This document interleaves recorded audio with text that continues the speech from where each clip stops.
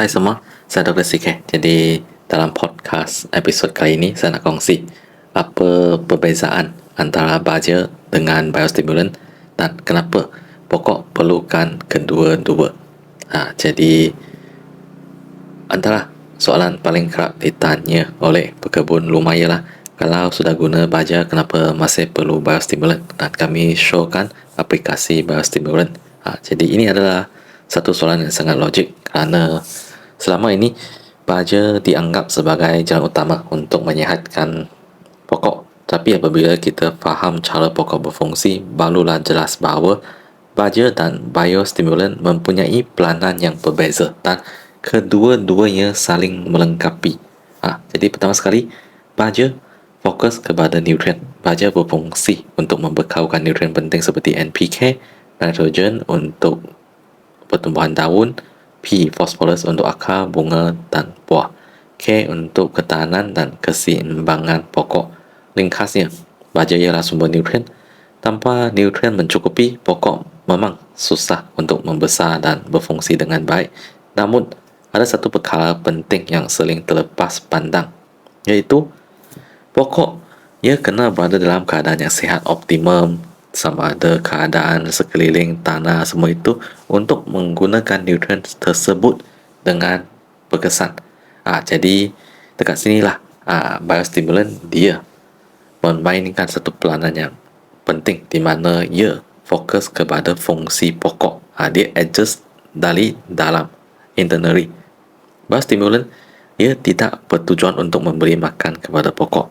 Fungsinya lebih kepada membantu mengaktifkan dan menyokong proses semula jadi fisiologi pokok. Antaranya ialah meningkatkan penyerapan nutrien oleh akar. Jadi akar akan jadi lagi aktif dan meningkatkan fotosintesis pada daun dan toleransi ketahanan terhadap stres seperti cuaca panas, banjir, hujan berlebihan, dan ataupun masa kita pindah tanam, pokok itu terganggu. Dalam erti kata lain, biostimulan membantu pokok menggunakan baja dengan lebih efisien. Dengan ini kan secara tidak langsung kita boleh kurangkan kadar aplikasi baja, macam baja kimia ataupun baja hybrid, baja organik dan sebagainya. Sebab itu ada situasi di mana pokok sudah dibaja secukupnya tapi masih nampak lemah, pucat dan pertumbuhan yang perlahan. Masalahnya bukan kekurangan nutrien semata-mata, tetapi fungsi dalaman pokok tidak berjalan optimum. Itulah kenapa baja sahaja kadang-kadang tidak mencukupi. Jadi ada beberapa situasi biasa yang menyebabkan baja kurang berkesan.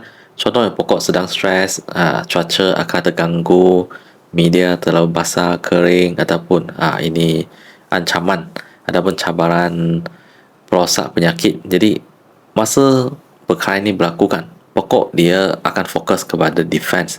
Jadi dengan itu kan dia punya efisiensi dalam penyerapan nutrien tu, baja tu akan terjejas. Dan disebabkan ini kan kadang-kadang akar pun kurang aktif, rosak media tanaman. Kalau katakan tanam dekat pasu yang mungkin sudah kering ataupun katakan tanah yang terlalu asid, jadi dia sudah tak optimum lagi untuk tanaman tersebut menyerap nutrien, ataupun pokok yang baru pindah tanam. Jadi dalam keadaan ini kan kita nampak pokok dah sihat semua tu, jadi kita mungkin ingat nak tambah baja sahaja. Jadi menambah baja berlebihan tidak dapat menyelesaikan masalah, malah boleh memburukkan keadaan. Jadi dengan ini kan biostimulan seperti dalam Agropinta kami ada Nutribus, ada AminoPro, semua ini. Jadi biostimulan boleh membantu dengan menyokong pokok supaya lebih stabil, kurang tertekan, bersedia untuk menggunakan nutrien yang sudah ada. Jadi baja dan biostimulan dia bukan pilih salah satu. Jadi kalau boleh kami showkan ialah guna secara gabungan, combo. Kerana baja dan biostimulan dia bukan bersaing. Jadi kalau kita gabung tu akan dapat synergistic effect, di mana baja fokus membekalkan nutrien, biostimulan fokus membantu pokok memanfaatkan nutrien tersebut. Jadi inilah satu kesimpulan. Jadi baja itu penting, tetapi baja sahaja tidak menjamin pokok sentiasa sehat. Biostimulan melengkapkan rutin penjagaan dengan membantu pokok berfungsi secara optimum, terutamanya dalam keadaan tidak ideal.